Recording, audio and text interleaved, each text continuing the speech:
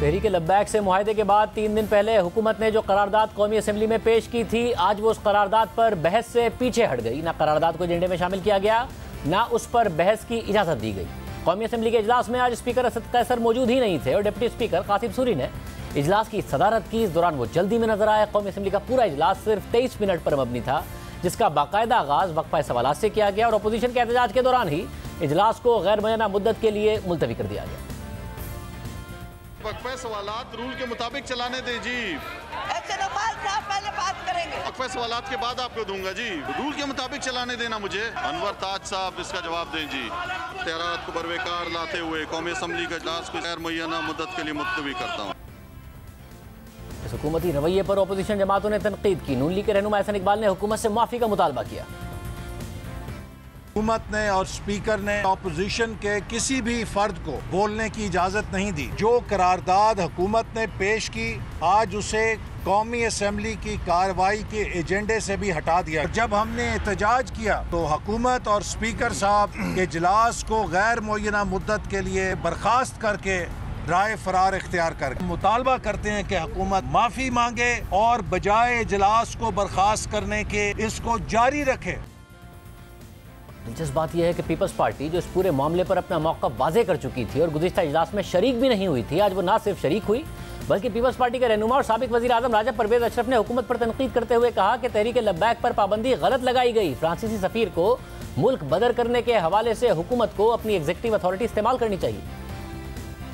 करारदाद में लिखा है कि आप बहस करें, आपने एक्शन क्या किया है जिस पर जो है वो बहस की जाए। मकसद इनका ये था सबको बेवकूफ बनाना, फिर कह दो फलां जमात तो आई नहीं। भाई हम इसलिए नहीं आए कि आपने हमें मौका ही नहीं दिया। आज हम मौजूद हैं, आए बैठे, हमसे क्या बात आप करना चाहते हैं। टीएलपी पर जो पाबंदी लगी है ये बिल्कुल गलत, ये नहीं लगा सकते।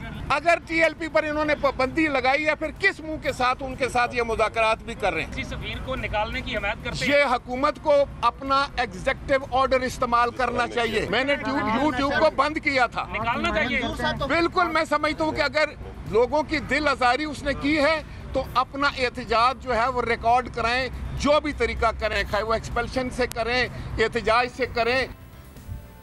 अहम बात यह है कि 20 अप्रैल को बिलावल भुट्टो ने ट्वीट करते हुए कहा था कि अब तहरीक इंसाफ कौमी असम्बली के पीछे छुपना चाहती है। यह खराबी वज़ीर आज़म की पैदा करदा है और वज़ीर आज़म इसे साफ करें या घर जाएं। और आज पीपल्स पार्टी इजलास में शरीक भी हो रही है। फ्रांसीसी सफ़ीर को मुल्क बदर करने के हवाले से एक्शन की भी बात कर रही है। अपने दौर में यूट्यूब पर पाबंदी के हवाले भी दे रही है। साथ ही नून लीग और JUIF भी हुकूमत पर दबाव बढ़ा रहे हैं। हुकूमत की तरफ से रद्द-ए-अमल देते हुए आज वफाकी वज़ीर इत्तलात फवाद चौधरी ने ट्वीट करते हुए कहा कि हुकूमत और कलअदम तहरीक लब्बैक के दरमियान मुआहदे पर मुकम्मल अमल दरामद हो चुका है। करारदाद पेश हो चुकी है। MPO के तहत गिरफ्तार लोग रिहा कर दिए गए हैं। एहतजाज का सिलसिला खत्म हो चुका है। नून लीग या पीपल्स पार्टी अपनी करारदाद लाना चाहते हैं तो ये उनका हक है, हुकूमत का इससे कोई लेना देना नहीं। मगर अहम बात यह है कि हुकूमत ने मंगल का इजलास बिना किसी फैसले के जुमे तक के लिए मुलतवी किया था और स्पीकर ने अपोजिशन और हुकूमत को साथ बैठने और एक मुत्तफिका करारदाद लाने की बात की थी। तो आज हुकूमत इस पूरे मामले से पीछे क्यों हट गई, इस हवाले से हम बात करेंगे। हुकूमत की तरफ से हमारे साथ मौजूद होंगे वफाकी वज़ीर बराए मजहबी उमूर नूरुल हक कादरी साहब, अपोजिशन से नून लीग के रहनुमा एहसन इकबाल साहब हमारे साथ मौजूद हैं। आप दोनों का बहुत शुक्रिया। कादरी साहब, हुकूमत की तरफ से पिछले इजलास में स्पीकर साहब की तरफ से कहा गया, अचानक वो इजलास मुलतवी हुआ, जुमे को इस पर बहस मुतवक्को थी। दरमियान में जुमेरात को स्पीकर साहब ने पार्लिमानी रहनुमाओं को ख़त भी लिखे कि जी एक पार्लिमानी कमेटी बने। हालांकि अपोजिशन कह चुकी थी कि जी पूरा हाउस ही कमेटी होगा, कमेटी की वो मुखालफत कर चुके थे। आज बहस ही नहीं होने दी गई, 23 मिनट का इजलास हुआ। क्या हुकूमत चाह रही है बस किसी भी तरीके से जो तहरीक लब्बैक से मामलात हो गए, पार्लियामेंट या तो उसे रबर स्टैम्प कर देती, नहीं किया तो मामला आगे बढ़ जाए, इस पर डिबेट ना हो पाए? नहीं जी, इस हवाले से ऐसी कोई हुकूमत के अज़ाइम नहीं है। हमारा जो ख्याल था और जो हमारा उनके साथ एक कमिटमेंट हुई थी वो यही थी कि उनका जो मुसव्वदा है करारदाद का, उस मुसव्वदे को हम पार्लियामेंट में पेश करेंगे और जिसको पार्लियामेंट में पेश किया गया।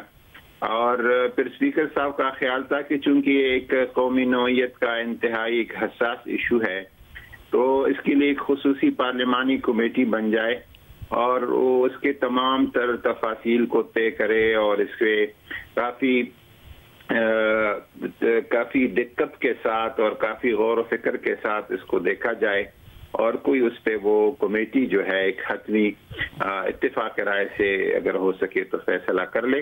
और उस कमेटी के लिए तमाम पोजीशन जमातों को कहा गया है, हुकूमत के जो एलाइज है उनको भी कहा गया है कि अपने नाम भेजें और उस कमेटी में आ जाएं। ऐसा इकबाल साहब, जैसे नूरुल्लाह कादरी साहब ने कहा कि जो हमने उनसे मुआहिदा किया था उसके तहत पार्लियामेंट में मामला ले आए। फवाद चौधरी साहब कह रहे हैं कि जी हमने अपनी जिम्मेदारी पूरी कर दी, अब अगर ऑपोजिशन चाहती है तो अपनी करारदाद ले आए, या तो अब स्पीकर की बनाई गई जो कमेटी है जिसके लिए उन्होंने खुतूत लिखे हैं कि जी कमेटी के लिए, उस पर अमल दरामद कर लें या फिर अपनी करारदाद ले आए। ये इतना पार्लियामेंट में क्या फिर शोर शराबा ही चलता रहेगा और फंक्शन नहीं होने दिया जाएगा पार्लियामेंट को? शहज़ैब, पहली बात तो यह है कि अगर यही करारदाद मसले का हल थी और इन्होंने नवंबर में मुआहदा किया था तहरीक लब्बैक के साथ, तो मैं ये जानना चाहता हूं कि नवंबर के बाद दिसंबर गया, जनवरी गया, फरवरी गया, मार्च गया और अप्रैल आया, 5 महीने में कौमी असम्बली के कई इजलास हुए। ये करारदाद हुकूमत क्यों नहीं पेश कर सकी? अगर ये करारदाद पेश करके मामला ख़त्म हो जाता, अगर इतना ही आसान था और जैसे ये कह रहे हैं कि उनकी फरमाइश पूरी हो गई, तो इस करारदाद को 5 महीने पहले, 4 महीने पहले, 2 महीने पहले पेश कर देते तो ये कत्लो गारतगरी तो ना होती। कितनी इंसानी जाने गई हैं, पुलिस वाले ये काजी साहब, इसका ये क्यों इतना डिले किया गया? जानों को वो खो बैठे हैं, तो इसलिए मैं समझता हूं कि ये हुकूमत की नाअहली है। दूसरी बात ये है कि इस मसले पर कमेटी के लिए हमने मुखालफत यूं की है कि कौमी असम्बली का हर रुकन जो लोगों से वोट लेकर आया है वो चाहता है कि मैं इसके ऊपर हिस्सा डालूं, और कौमी असम्बली का हर रुकन इसकी कार्रवाई में हिस्सा लेना चाहता है। और हमने कहा है कि होल ऑफ हाउस कमेटी बनाई जाए, पूरी असम्बली को इसकी कमेटी का एक शक्ल दी जाए जो कि काबिनेन के अंदर उस बात की इजाजत दी जाती है। तो हुकूमत जो है इन चीजों से फिर राय फरार कर रही है। और फिर जैसे आपने कहा कि जहां एक तरफ इतनी अर्जेंसी थी और उसके बाद आपने देखा इजलास 2 दिन के लिए मौखर, और इसके बाद जब आज इजलास हुआ तो एजेंडे पर वो बहस ही शामिल नहीं थी, और जब हमने उसके लिए मुतालबा किया तो वो इजलास को बर्खास्त करके फरार हो गए। ये काजी साहब, ये 2 सवाल इसका अगर जवाब दे दें। वो कह रहे हैं एक तो सब चाहते हैं कि इस पर डिबेट हो, तमाम मुंतखब अराकीन, इसलिए पूरे हाउस को एक कमेटी के तौर पर डिबेट शुरू की जाए, और दूसरा 5 महीने आपने लगा दिए, उसी वक्त कर लेते अगर ये किया गया था, उसी वक्त पार्लियामेंट में ले आते, खून खराबा ना होता। काश हम उसी वक्त ले आते, ये कोताही हुई है, उस वक्त ले आते, लेकिन अब आया है तो अब तो आगे इसको चलने दे, चला देना चाहिए पोजीशन को। और देखें जब ये एक हतमी मसवदा कमेटी से आएगा तो पार्लियामेंट के अराकीन को किसने मना किया है कि उस पर बहस न करे? सब बहस करे, बहस में हिस्सा लें। कोई और आज अगर बहस नहीं होने दिया गया या इसको एजेंडा में नहीं लाया गया इस वजह से कि वो कमेटी कंप्लीट नहीं है, वो नाम जब अपोजिशन के और हुकूमती पार्टियों के लोग दे देंगे तो फिर कमेटी में चला जाएगा, और आगे उसके जो जिस इजलास में भी चाहेंगे ले आए और उस पर अपोजिशन और हुकूमती सारी अराकीन उसमें बहस करें, खुल के बहस करें। जी एहसन इकबाल साहब, ये जो बात कर रहे हैं कि पहले कमेटी कर ले, उसके बाद खुलकर हाउस डिबेट करे उसके ऊपर। हमारे अराकीन कमेटी को तस्लीम नहीं कर रहे। वो कहते हैं कि नामूस रसालत सल्लल्लाहु अलैहि वसल्लम एक ऐसा मसला है कि इसमें हर मेंबर अपना फरीजा अदा करना चाहता है, वो अपने जो उनके वोटर्स हैं उनकी ख्वाहिशात का भी एहतराम करना चाहता है। तो ऐसी मिसालें मौजूद हैं कि whole of the house committee बनाई जाती है। आप 10, 15, 20 लोगों में जो बात लाना चाहते हैं, यहाँ पर जितने भी 342 अराकीन हैं वो सब के सब उसमें शरीक होना चाहते हैं। हम किसको कमेटी में भेजेंगे, किसको नहीं भेजेंगे? तो लिहाजा इसके साथ साथ हमने इनसे इस्तफसार किया है कि आपने इस करारदाद में कहा है कि ये एक मामला रियासती नौयत का है और इसका जो डोमेन है वो सिर्फ खालिसतन रियासत है जो तय कर सकती है इन मामलात का। तो जब तक रियासत इस मामले में अपनी राय नहीं देगी, देखिए ये कोई स्कूलों की मॉडल यूएन डिबेट तो नहीं कर रहे हम, जो स्कूलों के अंदर एक डिबेटिंग क्लब होता है कि जौन सी मर्जी आप बात कर लें, उसकी कोई हैसियत नहीं। ये एक सॉवरन बॉडी है पाकिस्तान की, नेशनल असेंबली ऑफ पाकिस्तान है। पाकिस्तान के अवाम भी इसको देखते हैं, पूरी दुनिया के लोग भी इसको देखते हैं। यहाँ पे संजीदगी नजर आनी चाहिए हर काम जो करें। लिहाजा अभी तक हमें हुकूमत की तरफ से, ना वजीर आजम की तरफ से, ना वजीर खारजा की तरफ से, ना वजीर दाखिला की तरफ से और ना रियासती इदारों की तरफ से कोई ब्रीफिंग नहीं है, किसी बात का जवाब नहीं दिया। नूरुल्लाह कादरी साहब, 2 चीजें, एक तो ये इसका जवाब दे दीजिए, वो कमेटी मानने को तैयार नहीं है, क्या इस पर हुकूमत गौर करेगी? और रियासती पॉलिसी, वो कह रहे हैं पहले रियासती पॉलिसी तो बताएं कि क्या है इस हवाले से।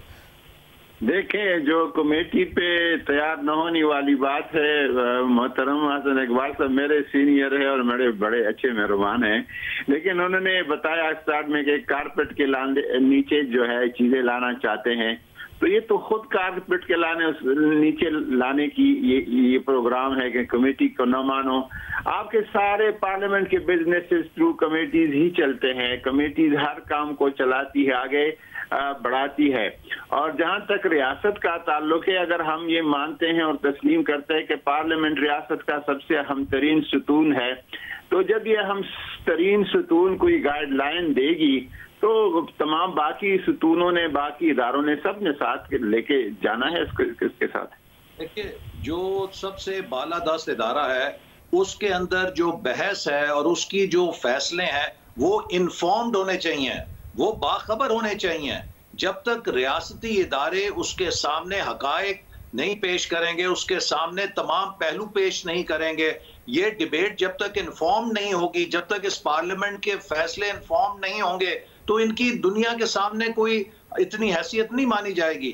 तो जब भी दुनिया में किसी अहम पॉलिसी इशू के ऊपर बहस होती है, सबसे पहले मिनिस्टर एक पॉलिसी स्टेटमेंट देता है, वो उस तमाम वाक़े के प्रोज एंड कॉन्स और उसके तमाम मुख्तलिफ पहलू ईवान के सामने रखता है। इसके बाद ईवान के अरकान अपना ज़हन अप्लाई करते हैं और उसके बाद जो उनकी कलेक्टिव विजडम होती है वो उनके फैसलों में रिफ्लेक्ट होती है। यहाँ पे ये हुकूमत ईवान को बेखबर रख के ये कहती है कि आप जिस तरह स्कूलों के अंदर या कॉलेजों के अंदर डिबेट्स होती हैं, आप एक थ्योरेटिकल डिबेट करके कोई करारदाद पास कर दें, उसी करारदाद में जो हुकूमत ने पेश की है उसके अंदर लिखा हुआ है कि ये काम रियासती इदारों का है। अगर ये काम रियासती इदारों का है तो हम जानना चाहते हैं कि रियासती इदारों की इसके बारे में क्या राय है। उनकी राय जाने बगैर ये इदारा इन्फॉर्म्ड फैसला नहीं कर सकता। जी, कई साहब, इस हवाले से खत भी लिखा गया था कल, रियासती इदारे भी और फिर हुकूमत भी, वो कह रहे हैं अपनी पहले पॉलिसी बताएं, एक मिनिस्टर भी अपना पॉलिसी स्टेटमेंट दे, फिर डिबेट हो। कमेटी में मेरा अपोजिशन के दोस्तों से और बतौर खास मोहतरम हसन इकबाल साहब से ये गुजारिश है कि कमेटी बेशक ये मुतालबा करे कि रियासती इदारों या बल्कि बाई नेम कहें कि फलां साहब आ जाएं और इस कमेटी को इन्फॉर्म करे कि क्या हुआ है, क्या हो रहा है और क्या प्रोग्राम है। हसन इकबाल साहब, कमेटी में ये सारी ख्वाहिशात पूरी हो सकती हैं, वो कह रहे हैं। देखिए ना शाहजेब, हमारा मसला ये है कि हम कमेटी में किस रुकन को नॉमिनेट करें। हर रुकन इस मामले में, ये इतना सेंसिटिव हसास मामला है, लोगों के दिलों के करीब है कि हर शख्स नामूस रसालत सल्लल्लाहु अलैहि वसल्लम के इस फर्ज में अपना हिस्सा डालना चाहता है। मगर हसन इकबाल साहब, देखें, ये तो फिर देखें, ये तो तमाम जमातों के लोग चाहते हैं ना, ये तमाम जमातों के लोग चाहते हैं, ये तो तहरीक इंसाफ के भी लोग यही चाहते होंगे। मगर अगर वो कमेटी के लिए राजी है तो आप भी अपनी जमात की एक कमेटी बना सकते हैं और उनको ये बता सकते हैं कि जब मामला पार्लियामेंट में आएगा तो सब बहस कर सकते हैं इस पर। अभी कमेटी में जाएगा, वहां पर रियासती इदारों से आप ब्रीफिंग ले लें। देखिए ना, फिर तो यही हमारे यहाँ होता है कि कमेटी मामला खिला जाता है। जिस चीज को आपने इल्तवा में डालना हो उसको आप कमेटी के सुपुर्द कर देते हैं। हमने तो एक बहुत आसान हल दिया था कि आप ऐवान को 10 घंटे चलाएं, 12 घंटे चलाएं, हम बैठने के लिए तैयार हैं। आप देखिए, पिछले 10 दिनों में शायद 4 घंटे ऐवान की कार्रवाई हुई है। कौमी असम्बली को भी इन्होंने मजाक बना दिया है। तो लिहाजा अगर हम वाकई संजीदा हैं और चाहते हैं कि इस मसले को मुस्तकिल तौर पे तय करें, ये ना हो कि 2-4 महीने के बाद फिर एक नई शक्ल में सामने आ जाए, तो हुकूमत को संजीदगी का मुजाहरा करना चाहिए। सबसे पहले वजीर आजम को अपना बयान देना चाहिए, मुतलका वजीरों को बयान देना चाहिए, जो रियासती इदारे हैं वो आके अपना पॉइंट ऑफ व्यू दें, उसके बाद ऐवान डिबेट करे और इसको 2 दिन, 4 दिन, 6 दिन जितनी देर बहस चलती है उसके बाद समेट दें।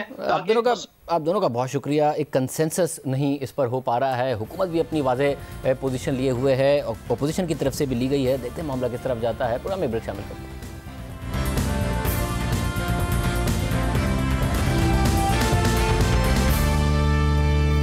हुकूमत ने एक बार फिर खबरदार किया है कि कोरोना वायरस की वजह से सूरत हाल खराब हो रही है। अगर एहतियात ना की तो भारत जैसे हालात का सामना करना पड़ सकता है और बड़े शहर बंद करना पड़ सकते हैं। साथ ही आज हुकूमत ने एक बड़ा फैसला किया है। SOPs पर अमल दरामद के लिए फौज को तलब किया गया है। आज कौमी राब्ता कमेटी के इजलास के बाद मीडिया से बात करते हुए वजीर आजम ने कहा कि हम देख रहे हैं कि अवाम में ना खौफ है ना एहतियात कर रहे हैं, इसलिए वबा का फैलाव तेजी से हो रहा है। मैंने फौज को कहा है कि पुलिस और फोर्सेस की मदद करे। वजीर आजम ने कहा कि अगर हमारे भी भारत जैसे हालात हो गए तो शहर बंद करना पड़ेंगे। अब तक कहते रहे लोगों को कि SOPs पे चलो, लेकिन हम देख रहे हैं कि लोगों के अंदर ना कोई खौफ है, ना कोई एहतियात कर रहे हैं, और इसी की वजह से ये तेज़ी से ऊपर जा रहा है। तो अब से मैंने पाकिस्तानी फ़ौज को कहा कि वो भी आके हमारी पुलिस और लॉ इन्फोर्समेंट की मदद करें। और अगर आप सब ये अब से लेके ईद तक अगर SOPs के ऊपर चलेंगे तो हमें वो कदम ना उठाने पड़े जो बदकिस्मती से इस वक्त हिंदुस्तान में उनको उठाने पड़ रहे हैं, यानी कि शहरों का लॉकडाउन करना पड़ेगा। अगर हमारे भी वही हालात हो गए जो हिंदुस्तान के हैं तो इस कोरोना को रोकने के लिए हमें फिर बंद करने पड़ेंगे शहर। अगर हमने अब एहतियात ना की, ज़्यादा से ज़्यादा 2 हफ्ते में हमारे वो हालात होने वाले हैं। वज़ीर आज़म खबरदार कर रहे हैं कि अगले चंद हफ्तों में अगर एहतियात ना की तो भारत जैसी सूरत हाल हो सकती है। भारत में सूरत हाल बहुत बुरी है, अस्पतालों में जगह नहीं है, इस वक्त आखिरी रसूमात मुर्दों की जाएं उसके लिए भी जगह कम पड़ गई है। ये सारे के सारे मामला हो रहे हैं। हमारे साथ माहिर अमराज इन्फेक्शन डॉक्टर फ़हीम यूनुस साहब मौजूद हैं, अमरीका से मैं ज्वाइन कर रहे हैं। डॉक्टर साहब बहुत शुक्रिया। डॉक्टर साहब आपने भी इस हवाले से ट्वीट किया, वज़ीर आज़म ने भी आज जिक्र किया, आपने कहा कि जो पहला पीक हुआ था वो इंडिया में अगस्त सितंबर में हुआ और फिर नवंबर दिसंबर में पाकिस्तान ने फॉलो किया, और जो अब इंडिया में हालात हैं पाकिस्तान में 1 से 2 महीने के अंदर ये हालात हो सकते हैं। वज़ीर आज़म भी कह रहे हैं चंद हफ्तों में हो सकते हैं अगर एहतियात ना की गई। आपके ख्याल में एहतियात की पाबंदियां की तो हम बच जाएंगे, या आपके सूरत हाल इतनी ख़राब है कि पाकिस्तान भी इस लपेट में आएगा? जी बिल्कुल, सबसे पहली बात है कि ये प्रेडिक्शंस नहीं होती, ये कंसर्न्स होते हैं। जब आप किसी चीज़ से प्यार करते हैं आपका एक कंसर्न होता है कि खुदा ताला उसको महफूज रखे। जो B117 स्ट्रेन है जो UK से चला दिसंबर में, वो जनवरी में पाकिस्तान में पहुंच चुका था और फरवरी में कुछ तहकीक के मुताबिक 90% से ज़्यादा वो स्ट्रेन सर्कुलेट कर रहा था।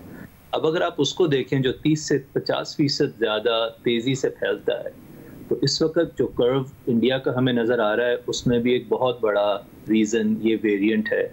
और पाकिस्तान में अगर हमारी वैक्सीनेशन अभी 1% से नीचे है और हमारी लोगों की वैक्सीन हेजिटेंसी ना लेने की जो उनकी सोच है वो 50% के करीब है, तो आप खुद सोचिए कि हालात हमारी फेवर में नहीं है। तो इस वक्त हमें वो सब कुछ करना चाहिए जो हम कर सकते हैं इसको प्रिवेंट करने के लिए अपनी मर्जी से, नहीं तो मुझे खौफ ये है कि ये वायरस अपनी मर्जी करवा लेता है। और डॉक्टर साहब अब तक का, क्योंकि ज़ाहिर है जब टाइम गुजरा है तो आपने वायरस की नोयत देखी है, किस तरह फैलता है ये भी देखा है। अमेरिका में तो वैक्सीनेशन बहुत ज़्यादा हो गई है, मैं उस पर भी आऊँगा, मगर बगैर वैक्सीन के सिर्फ एहतियात से क्या इसके फैलाव को रोका जा सकता है, इस वेव को, या आपके ख्याल में अल्टीमेटली इस वेव ने फैलना ही है? नहीं, बिल्कुल रोका जा सकता है। देखिए ताइवान और चाइना और न्यूजीलैंड वगैरह इन मुल्कों ने वैक्सीन से नहीं रोका, इन मुल्कों ने SOP से ही रोका है। इस वायरस को बिल्कुल रोका जा सकता है, लेकिन उसके कुछ बड़े क्लियर असूल हैं। आपको अच्छी क्वालिटी के मास्क पहनने पड़ेंगे, कपड़े के या डिज़ाइनर मास्क की जगह N95 के N95 पहनिए या कम से कम सर्जिकल मास्क पहनिए, उसको इस्तेमाल करते रहें दोबारा। मुझे अंदाज़ा है ये मास्क महंगे हैं, उनको बार बार इस्तेमाल कर सकते हैं आप, हफ्तों महीनों कर सकते हैं, लेकिन आप जहां इंडोर गैदरिंग्स हैं वहां आपको बहुत ज़्यादा एहतियात करनी पड़ेगी। इस वायरस को कुछ पता नहीं है कि वो मस्जिद में है या शादी हॉल में है या किसी सियासतदान की रैली पे है, तो हमें ये चीज़ों को एक्सेप्ट करना पड़ेगा और उसके बाद बिल्कुल इस पे इम्पैक्ट हो सकता है हमारी स्ट्रैटेजीज़ के साथ वैक्सीन के बगैर। ये बड़ी अहम बात आपने की कि एहतियात से कम किया जा सकता है। एक तो हमारे यहाँ मुल्क में एहतियात नहीं कर रहे लोग, दूसरा मसला ये है कि वैक्सीन के लिए रजिस्टर नहीं करा रहे हैं। 50 साल से ज़्यादा उम्र के लोगों की तादाद तकरीबन 2.5 करोड़ है, चंद लाख ने अपने आप को रजिस्टर कराया। मैं आपका ट्वीट देख रहा था, आपने कहा कि आपने अभी तक एक ऐसा मरीज़ नहीं देखा अमेरिका में जिसने वैक्सीन लगाई हो और वो हॉस्पिटल में एडमिट हुआ हो। हालांकि आपने कहा कि जब इन्फ्लुएंजा है उसके बहुत सारे पेशेंट्स आप हर साल ट्रीट करते हैं जिनको पहले भी फ्लू शॉट लग चुका होता है, इसलिए कोविड वैक्सीन गेम चेंजर है। यानी कि वहां क्योंकि बहुत ज़्यादा तादाद में वैक्सीन लगी है, आपने वाज़े फ़र्क देखा है कि जिनको वैक्सीन लगी वो हॉस्पिटलाइज नहीं हुए, उन्हें सिवियर नहीं हुआ। जी, हमने ही नहीं, सिर्फ CDC ने, पूरे मुल्क ने देखा है। इस वक्त वैक्सीन के बाद इन्फेक्शन की शरह 0.008% है। तो हो सकता है कि वैक्सीन के बाद भी आपको कोरोना हो जाए, लेकिन वो इतना माइल्ड होगा कि आपको अस्पताल नहीं आना पड़ेगा और खुदा के फजल से आपके लिए जानलेवा नहीं होगा। अब ये कहना कि आप इक्का दुक्का केसेस को पिक कर लें, देखें क्रिकेट मैच आप 100 रन से जीतते हैं तो आप कहते हैं हमने तो बड़ा बुरा हाल कर दिया। ये वैक्सीन के खिलाफ तो 2 या 3 रन बना रहे हैं और वैक्सीन करोड़ों रन बना रही है, करोड़ों जिंदगियां बचा रही है। और अगर 3, 4, 10, 20 लोगों को उसके बाद कोरोना हो जाए तो हमें उस पर फोकस करने की बजाय हमें लोगों को ये बताना है कि देखो किस कदर इम्पैक्ट है इस वैक्सीन को, और मैं रोज़ाना बिल्कुल अपने अस्पताल में देख रहा हूँ। बहुत शुक्रिया डॉक्टर फ़हीम यूनुस साहब की गुफ्तगू आपने सुनी। 2 ही हल हैं, वैक्सीन के लिए ख़ुद को रजिस्टर भी कराइए और एहतियात कीजिए। एहतियात से और वैक्सीन से, दोनों से आप कोरोना का फैलाव रोक सकते हैं, वरना आप खुद भी, आपकी तबीयत मुतासिर होगी और साथ ही मुल्क भी भुगतेगा। मुल्क की मईशत पर भी बहुत बुरे असरात पड़ सकते हैं। वज़ीर आज़म की अपील सुनिए, डॉक्टर्स की अपील सुनिए, एहतियात कीजिए। प्रोग्राम में एक ब्रेक शामिल करते हैं।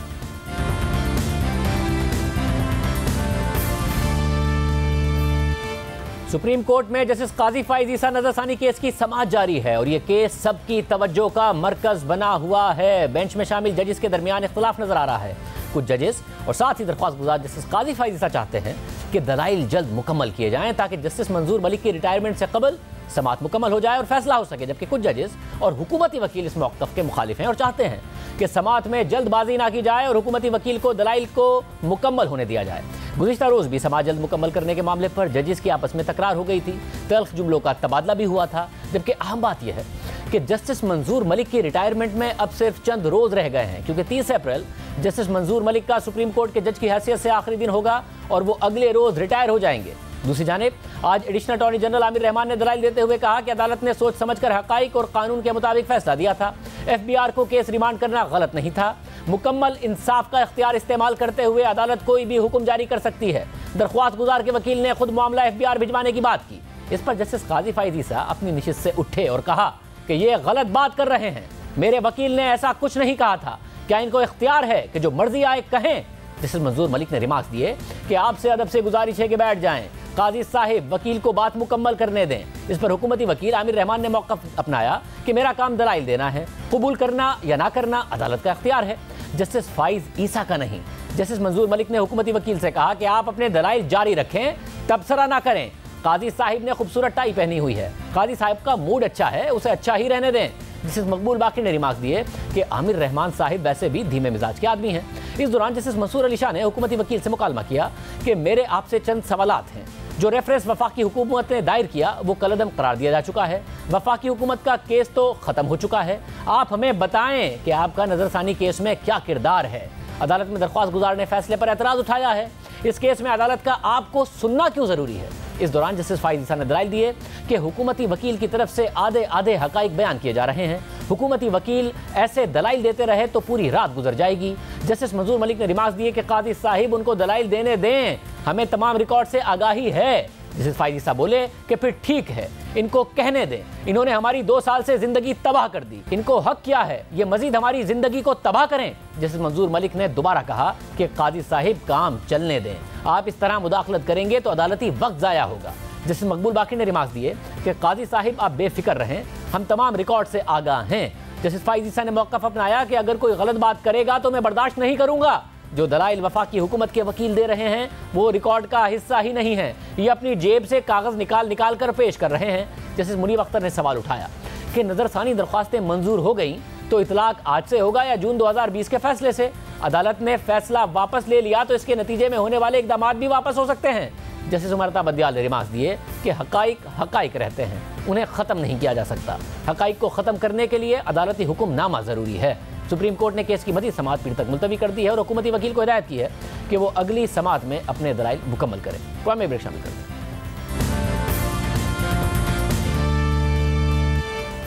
एक तरफ जहां नून लीग के सदर शहबाज शरीफ 7 महीने बाद आज जमानत पर रिहा हुए हैं, वहीं दूसरी तरफ इस्लामाबाद की एहतसाब अदालत ने साबिक वजीर आजम नवाज शरीफ की जायदाद नीलाम करने का हुक्म दे दिया है। यह हुक्म तोशाखाना रेफरेंस में इश्तिहारी होने पर दिया गया है। नैब का इल्जाम है कि साबिक वजीर आजम यूसुफ रजा गिलानी ने जवाबित में नरमी करके आसिफ जरदारी और नवाज शरीफ को गाड़ियों की अलॉटमेंट में सहूलत फराहम की थी। इस्लामाबाद के साथ अदालत ने गुज़िश्ता साल मई में नवाज शरीफ के नाकाबिल जमानत वारंट गिरफ्तारी जारी किए थे और उन्हें इश्तिहारी करार देने की कार्रवाई का आगाज कर दिया था। अदालत ने नवाज शरीफ को 17 अगस्त को इश्तिहारी करार दिया था और 1 अक्टूबर को उनकी जायदाद मुंसलिक करने का हुक्म दिया था नैब की जानिब से। एहतसाब अदालत में जमा कराई गई रिपोर्ट में कहा गया कि 6 माह गुजर जाने के बावजूद साबिक वजीर आजम अदालत के रूबरू पेश नहीं हुए, इसलिए उनकी जायदादें नीलाम करने का हुक्म दिया जाए। आज के अदालती हुक्म के मुताबिक नवाज शरीफ की जहां जहां जायदाद है उस पर एतराज़ नहीं आया तो मुतल्लिका सूबाई हुकूमत उसे नीलाम कर दे। नवाज शरीफ के पास अब क्या कानूनी ऑप्शन हैं, हम बात करेंगे। नैब के साबिक प्रोसिक्यूटर इमरान शफीक हमारे साथ मौजूद हैं। इमरान शफीक साहब, बहुत शुक्रिया। अच्छा, अब आगे कानून क्या कहता है, क्या लाएअमल होगा? देखिए, जब इस तरह की सिचुएशन में अदालत ये हुक्म देती है कि जायदादों को नीलाम कर दिया जाए, तो फिर 2 साल का टाइम पीरियड मुल्जिम के पास हुआ करता है। या तो वो खुद अदालत में पेश हो जाता है या उसे पकड़कर गिरफ्तार करके अदालत में पेश किया जाए। तो वो बहरहाल अपनी ये वजाहत पेश करने का हक रखता है कि मैं जो अदालत में पेश नहीं हो सका, मुझे तामील नहीं हुई थी या कोई सॉलिड वैलिड जस्टिफिकेशन थी, रीजन थी कि मैं अदालत के सामने जो है वो पेश नहीं हो सका और मैंने अपने आप को कंसील नहीं किया, या मैंने अपने अदालत के जो वारंट थे उसको उसकी इनराफ करने की शौरी कोशिश नहीं की। अगर वो उसको सेटिस्फाई कर देता है तो इवन नीलामी हो जाने के बाद भी अदालत उसकी प्रोसीड जो उसके पैसे हुआ करते हैं वो अदालत उसको वापस देने का मजाज है और वो ये कर सकता है। इसके अलावा इस ऑर्डर को बहरहाल चैलेंज भी किया जा सकता है अपील में, लेकिन उसके लिए शर्त ये होगी अदालत के सामने हाजिर होना पड़ेगा, सरेंडर करना पड़ेगा, क्योंकि ये क्रिमिनल कार्रवाई है। और क्रिमिनल प्रोसीडिंग्स में एक्यूज का अपील फाइल करते वक्त इस्लामाबाद हाई कोर्ट ने अभी रिसेंटली इन्हीं के केस में इकरार दिया है कि इनका हाजिर होना जरूरी है। अगर ये हाजिर नहीं होंगे तो फिर इनके खिलाफ कार्रवाई होगी। तो मेरा ख्याल है इस सूरत हाल में अदालत में इस हुक्म को चैलेंज करना कोई मुनासिब सूरत हाल नहीं होगी उनके लिए। जो ज्यादा सूरत हाल मुनासिब है वो यही होगी कि 89 के तहत जब कभी वो वापस आएंगे तो वो फिर अपनी गैर हाजिरी को जो है वो अदालत को सेटिस्फाई कर दें कि ये ऐसी सर्कमस्टांसेस में थी जो मेरे कंट्रोल से बाहर थी, बीमारी हो सकती है, अगर कोई वजूहात हो सकती है तो उसकी बुनियाद पर वो किया जा सकता है। बहुत शुक्रिया। ब्रेक के बाद गुफ्तगू करेंगे। हुकूमत के दावों के बावजूद महंगाई कंट्रोल नहीं हो रही। हुकूमत महंगाई पर काबू पाने के दावों और वादों को पूरा करने में मुसलसल नाकाम नजर आ रही है। बढ़ती महंगाई पर काबू पाना इस वक्त हुकूमत के लिए सबसे बड़ा चैलेंज बना हुआ है। गुज़िश्ता रोज़ वज़ीर आज़म इमरान खान की सदारत में इकनॉमिक एडवाइजरी काउंसिल का इजलास हुआ और इजलास में वज़ीर आज़म ने एडवाइजरी काउंसिल से टैक्सों में इजाफे किए बगैर मुश्किल मुआशी सूरत हाल से निपटने के लिए तजावीज़ मांग दी हैं। इजलास में IMF शराइत के तहत आने वाले बजट में बिजली की कीमतों और टैक्स में इजाफे की मुखालफत की गई। इजलास में मौजूद अराकीन का मौक़िफ़ था कि अवाम आने वाले बजट में इजाफी टैक्स और महंगाई का बोझ बर्दाश्त नहीं कर सकते, क्योंकि रवां साल महंगाई की शरह में मुसलसल इजाफा हो रहा है। पाकिस्तान ब्यूरो ऑफ स्टैटिस्टिक्स के मुताबिक मार्च में खाने पीने की चीज़ों में महंगाई की शरह 18.7% पर रहने के बाद अप्रैल के पहले हफ्ते में महंगाई की शरह 18.43% रही, फिर दूसरे हफ्ते में 18.89% रही और PBS के आज जारी होने वाले दादोशुमार के मुताबिक रवां हफ्ते भी खाने पीने की अशिया में गुज़िश्ता साल के मुकाबले में 17.68% का इजाफा हुआ है। दूसरी तरफ पंजाब हुकूमत ने रमज़ान से पहले सूबे भर में शुगर मिलर्स को हिदायत की थी कि वो चीनी 80 रुपये फ़ी किलो पर फरोख्त करें। तमाम कमिश्नर्स और डिप्टी कमिश्नर्स को हिदायत की गई कि चीनी की कीमत किसी सूरत 85 रुपये फ़ी किलो से बढ़ने ना दी जाए। फिर अदालत ने भी हुकूमती फैसले के हक में फैसला दिया, मगर सूरत हाल ये है कि अवाम को चीनी 85 रुपये में भी नहीं मिल रही और जहाँ मिल रही है वहाँ अवाम को 1 किलो से ज़्यादा खरीदने की इजाज़त नहीं है। दूसरी जानिब हुकूमत ने रमज़ान में सस्ते बाज़ारों में चीनी 65 रुपये की दस्तयाबी का दावा किया था, लेकिन वहाँ भी अवाम घंटों लंबी लंबी कतारों में लगने और शनाख्ती कार्ड दिखाने के बाद इस रेट पर सिर्फ 1 किलो चीनी खरीद सकते हैं, जिसकी क्वालिटी आम बाज़ारों से भी ख़राब बताई जा रही है। जब लाहौर हाई कोर्ट ने चीनी खरीदारों की लंबी कतारों और उसकी अदम दस्तयाबी का नोटिस लिया तो उस पर सरकारी वकील का कहना था कि अवाम ने सस्ती चीनी के लिए ज़्यादा खरीदनी शुरू कर दी है। ये अलमिया है कि जब कहीं सेल लगती है तो कतारें भी लगती हैं। इस पर अदालत ने बरहमी का इजहार करते हुए चीनी खरीदारों की लंबी कतारों को ख़त्म करने और इसकी कीमतों को कंट्रोल करने और दस्तयाबी को यकीनी बनाने के लिए सूबाई सेक्रेटरीज को 28 अप्रैल तक की मोहलत दी।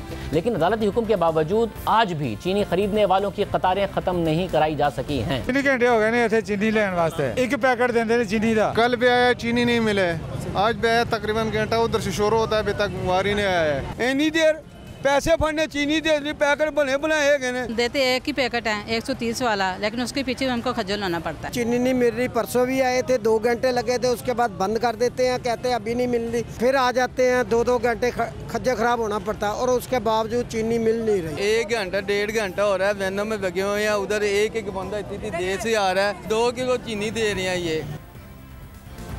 ये लाहौर का हाल है, जबकि पंजाब के दीगर शहरों गुजरांवाला, सियालकोट, फैसलाबाद और मुल्तान में चीनी खरीदारों की क्या सूरत हाल है वो देखिए। गवर्नमेंट ने जब से चीनी का रेट कम किया है तब से चीनी कहीं पे अवेलेबल ही नहीं है। जानवर पे भी चीनी मिल रही, 100 रुपये भी नहीं मिल रही। स्टोर पे जा रहे हैं तो वो कह रहे हैं सामान 2-3 हज़ार रुपये का लेंगे, 2 किलो चीनी मिलेगी। गवर्नमेंट जब से 85 का रेट किया हुआ है, जब से चीनी नहीं मिल रही। चीनी मार्केट से बिल्कुल ही गायब हो गई है, किसी भी दुकान पे आप चले जाएं चीनी मिल ही नहीं रही। जब से गवर्नमेंट ने 85 रुपये रेट किया और मार्केट में चीनी जो है ना गायब हो गई है। दुकानदार चीनी दे ही नहीं रहे, वो कहते चीनी मंडी में है ही नहीं तो कहाँ से चीनी ला के दे। 100 से लेके 105, 110 तक चीनी जो है सेल आउट हो रही है। 10 दुकाना फिर तो मिलती है 110 रुपये, 120 रुपये। 100 रुपये कोई 110 रुपये दे रहा वा, 85 रुपये सरकारी रेट है। वो कहते 110 रुपये मिलनी है, लैनी लै लो नहीं तो जाओ। दुकानों से चीनी मिल नहीं रही, दुकानों पे चीनी रेट भी ज्यादा है, 110 रुपये किलो चीनी मिल रही है। कस्टमर इधर आकर कहते हैं बार बार चीनी आप खुद महंगी कर देते हैं, चीनी पीछे से ही शार्ट है। नहीं मिल रही चीनी, 2-3 घंटे लाइन में खड़े हो गए, फोटोकॉपी देनी पड़ती है शनाख्ती कार्ड की। एक तोड़ा देते हैं, एक तोड़ा हमें कुछ भी नहीं कहता। ये मिल भी रही है तो वो ब्लैक में मिल रही है 100 रुपए किलो, तो बंदा इधर लाके क्या बेचे, 85 रुपए रेट है उसका। और अगर वो रखे बंदा तो 50,000 रुपए चलाना, उस पर 3 दिन की FIR है। चीनी मिल नहीं रही, अगर कहीं से मिल रही है तो 110 या 20 रुपए किलो चीनी मिल रही है। 110 रुपए किलो चीनी हमें मिल रही है, हम कैसे वो 85 रुपए में सेल करें। गवर्नमेंट कह रहे जी 85 रुपए दें, अब बाजार का रेट तकरीबन 104-105 रुपए है, हम किस तरह 85 रुपए चीनी देगा को। होलसेल मार्केट में जब हम लेने जाते हैं तो हमें 110 रुपये 105 रुपये पड़ रही है, तो उसको हम 85 रुपये कैसे सेल करें मेरे भाई। ये तो बेवकूफ़ बनाया जा रहा है आवाम को। बता दीजिए। अल्लाह।